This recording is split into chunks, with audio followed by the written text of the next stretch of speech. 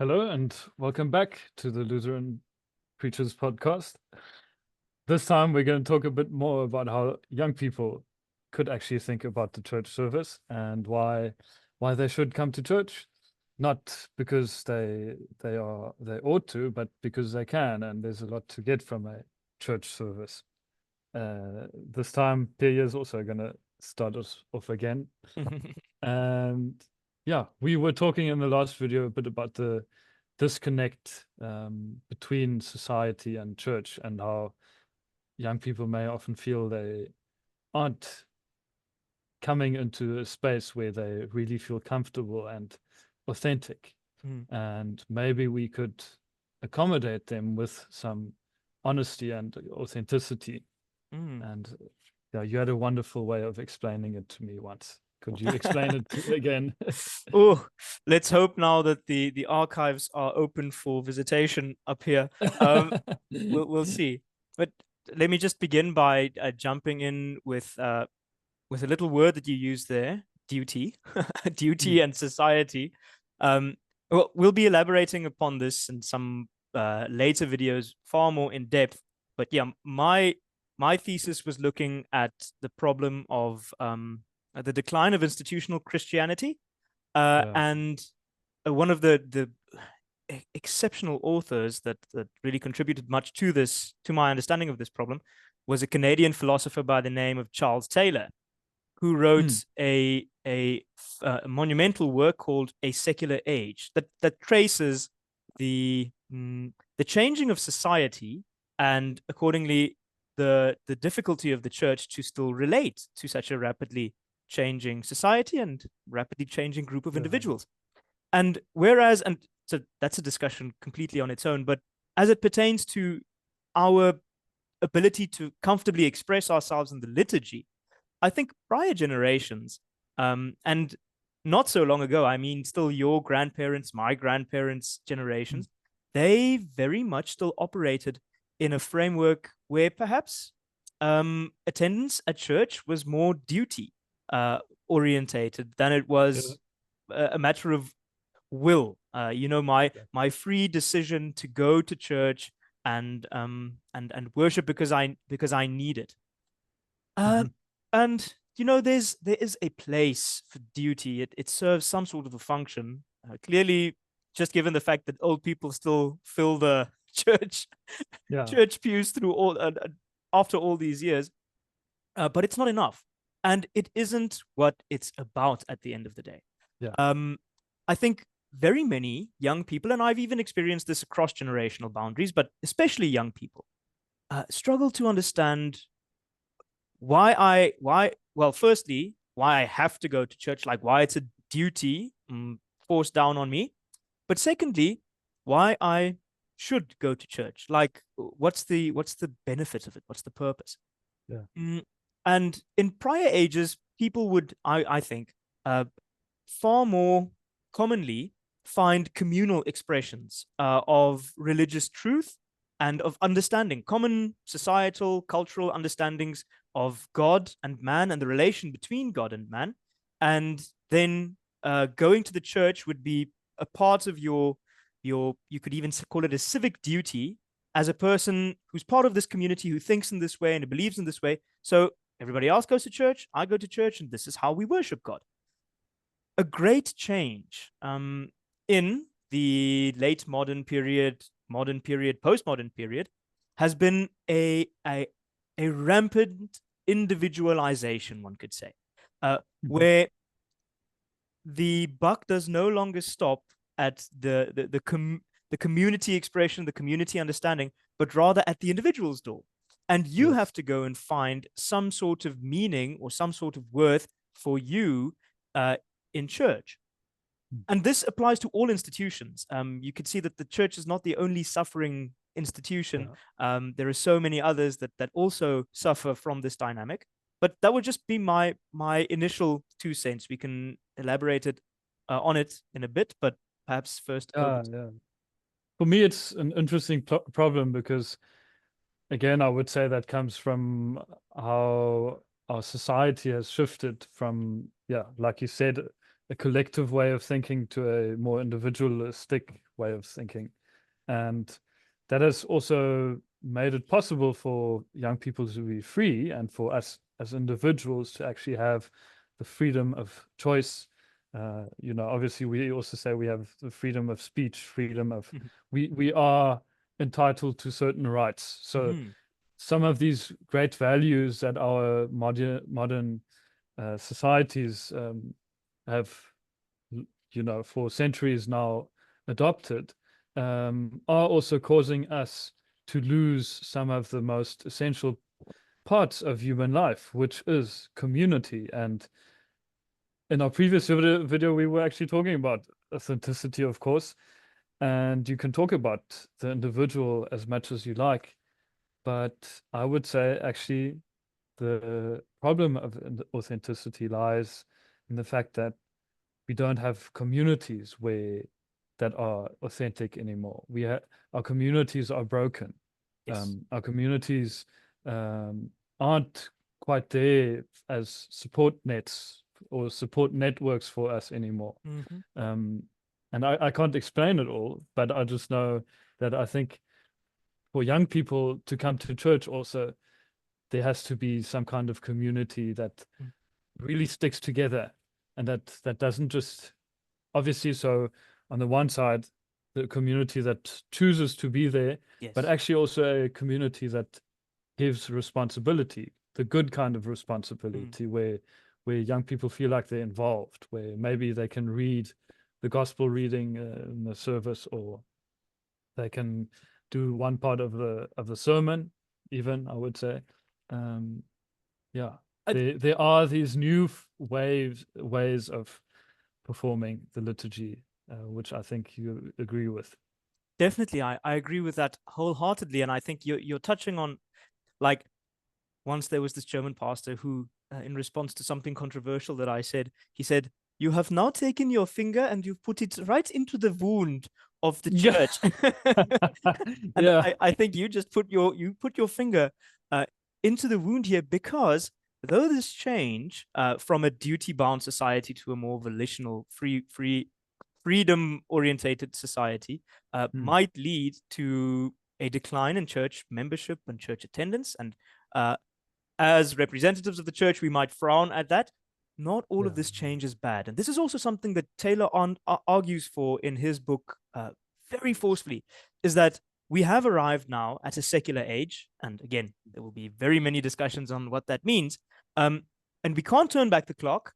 And the jury is still out on whether we should want to turn back the clock in any case. Because when it comes down to it, and you can have a church service, which is, as you've described it, a group of free Christians coming together every Sunday or as often as life permits it, around God's gracious gifts, which they need and which allows them to give life to a community that carry these gifts out in society.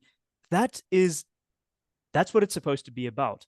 And if the cost of the development of such a Sunday fellowship is that we have to go through a period of decline, or a period where we don't have all of the numbers and the members and the finances that we could for many ages, then we have to deal with it.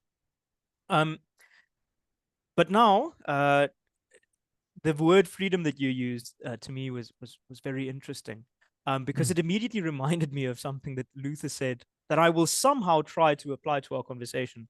In his introduction to the Small Catechism, Luther laments the desperate situation of local rural congregations. I think it was in Saxony, where the gospel has now been preached, the Reformation has taken place, and he says, now everybody's heard that they are free as Christians, and they act as though the faith is of no relevance to them, and they go about their days.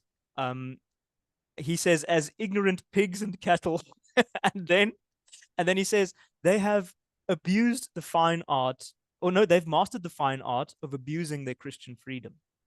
And I think as it pertains to our attendance in church, maybe that's something that's a little bit more applicable to us young people now. Yes, we've been liberated from previous very inauthentic expressions of the Christian faith.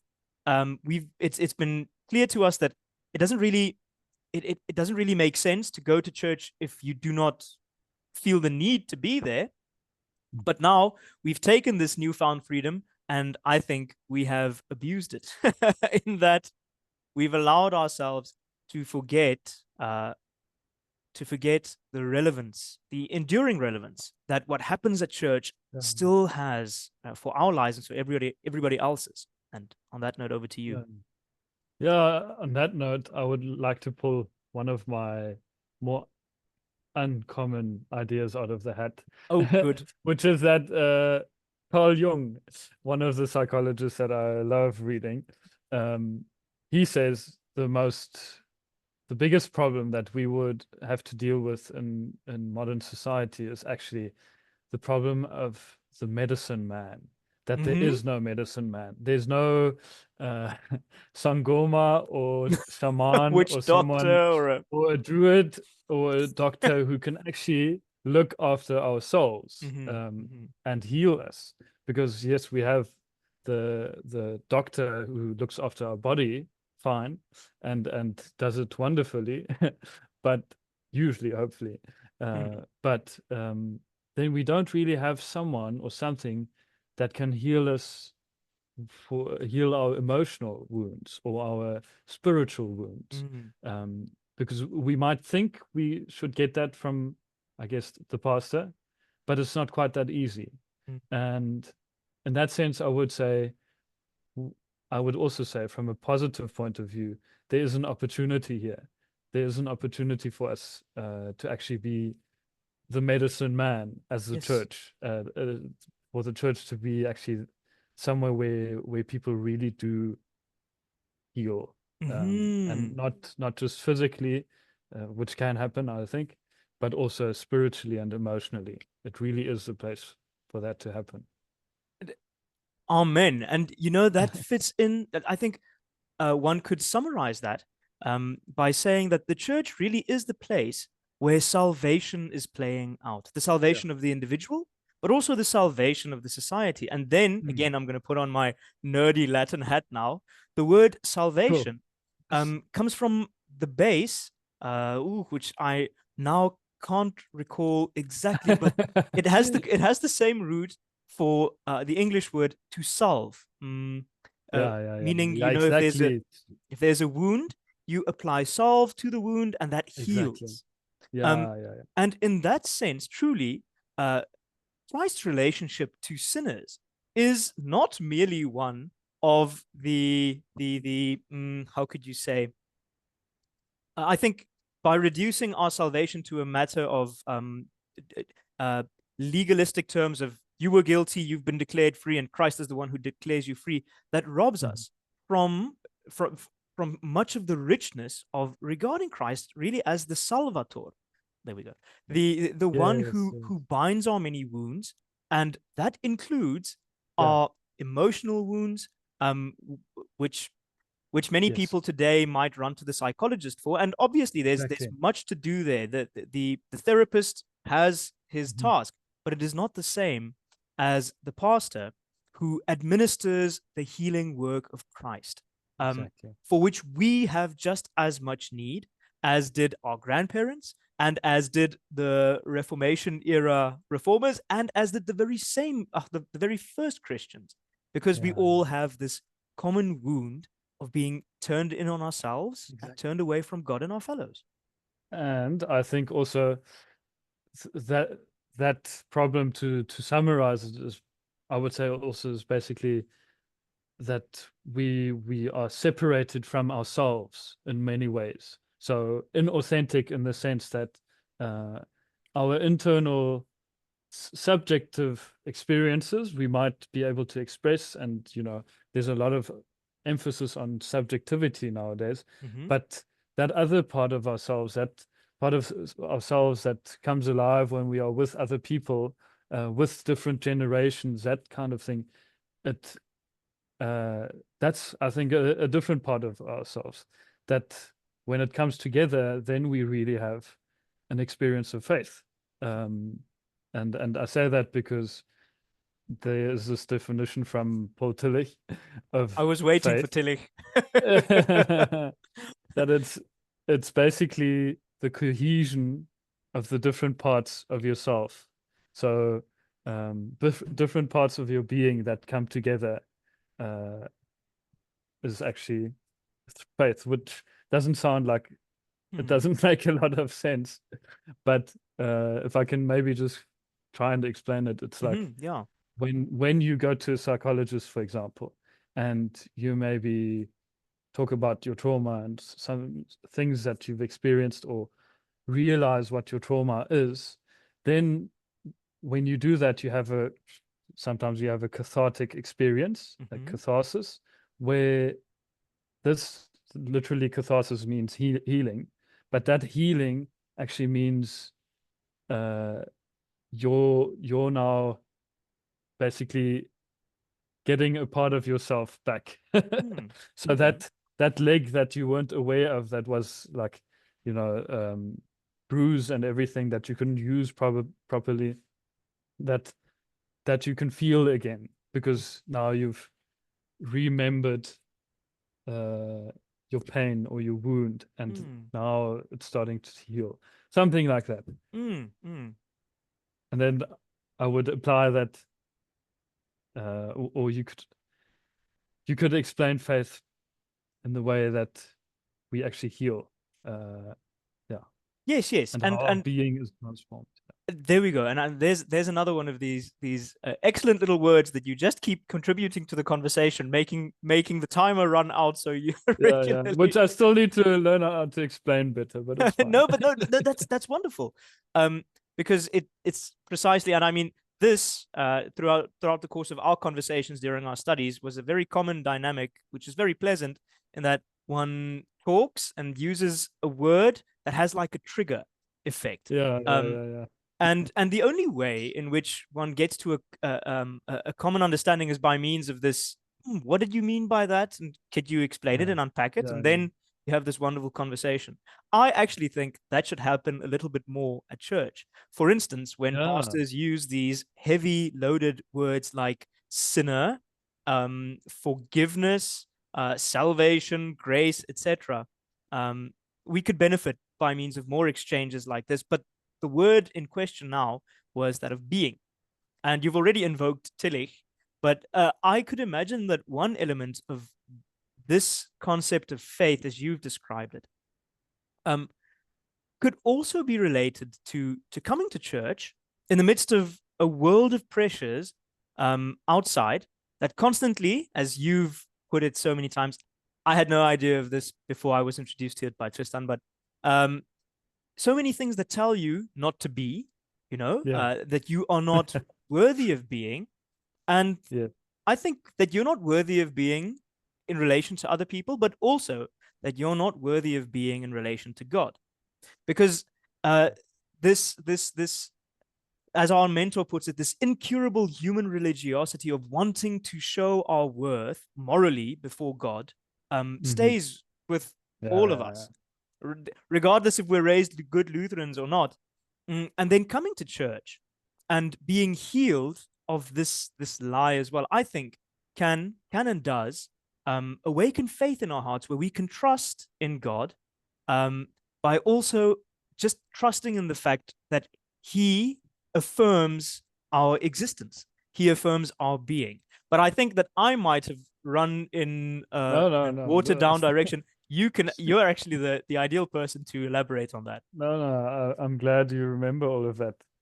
I would say exactly the same, and just add maybe something that didn't maybe uh, allow myself to explain it very well, is that sin we can also already, we see it in the Bible, understand as separation from God. Mm-hmm. But that separation doesn't necessarily mean like, okay, now you know, like missing the mark and now we've done something wrong and now we have to try and get back to a certain level of Mm-hmm. Mm-hmm. righteousness like Yeah, we we've got to talked about recover. already. But but that separation is also actually something that happens internally sort of um, we we sort of don't allow ourselves, or we don't quite trust God with our whole heart and our whole mind. And as it says in Matthew 8, I think, um, like you love the Lord your God with all your heart and all your mind and all your soul, which Your whole if we person. don't do that, then obviously don't love with your whole person, then that's sin. And that's, yeah, not to say you bad person, you should do better. It's to say that if we want a response to that sin, then we should maybe think about this affirmation and reaffirmation, this um, allowing ourselves or showing ourselves again other parts of our being, not just our individual lives, but actually becoming aware of those other aspects of our lives, which I would say also our bodies. We should also become aware of our bodies. I think that's something that the theologian Bonhoeffer, Dietrich Bonhoeffer, talks about a lot. That, yes, in a certain sense, our faith is also very bodily. It's we exist on earth. We we relate to God on earth, basically. It's yeah, very centered, concrete. Yes, yes. We've got ears that are there for listening, and eyes that are there for seeing, and mustaches that are there for intimidating. No, I'm kidding. I'm kidding. But we come. I think the point that you were trying to make, not to digress now, is that uh, you come to church, and one aspect of the healing that occurs there is really that you're encouraged to be there, even with the parts of yourself that you're Yeah, hesitant to look at exactly. honestly yourself. And it's because of this point that I think so much of young people's allergy for participation in the liturgy might come more from misunderstanding than it comes from outright Yeah, rejection. Because as yes, you've mentioned now, there's this public conception, this caricature of the Christian service, which is perhaps often too close to reality. Um, of this is the place where people come and then they're told how bad they are, and then they try to become better, and they're encouraged to become better, and they're given exactly. the tools to become better, and then Yeah, they fail and they come back the next Sunday, and yeah, the process repeats until yeah, there's yeah. this gradual, the more you come, the more holy you get, and maybe you never get quite across that line, but you're on the upward trend. And I think that that is precisely what what the Christian faith and the liturgy of our worship is not for. It is not Mm. to make a bunch of good people. It is, as our mentor often puts it, it is the local club for recovering sinners, Yes, yes, that come not to act as though they are holier than they are, but precisely to be confronted by God's law and to see even those parts of themselves that they would yes, like to shy away from, publicly, privately, wherever, and to know that God sees them there, and still God sees us there, and exactly. still accepts and Yeah, loves I us. would say it's kind of ironic for me because Mm-hmm. I think we live in a time where attention is everything, like fame, and famous people are the most important people in the world Mm-hmm. because on Oh goodness, Instagram yes. and so on, it's all about getting attention.